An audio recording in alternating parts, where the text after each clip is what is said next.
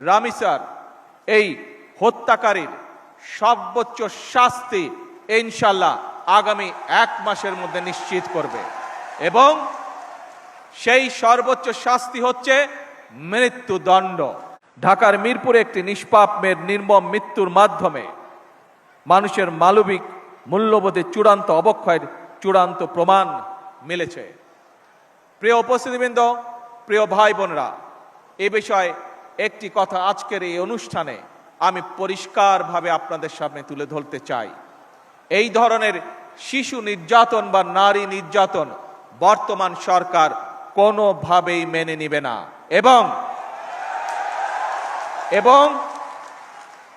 বর্তমান সরকার রামিসার এই হত্যাকারীর সর্বোচ্চ শাস্তি ইনশাআল্লাহ আগামী 1 মাসের মধ্যে নিশ্চিত করবে এবং সেই সর্বোচ্চ শাস্তি হচ্ছে মৃত্যুদণ্ড,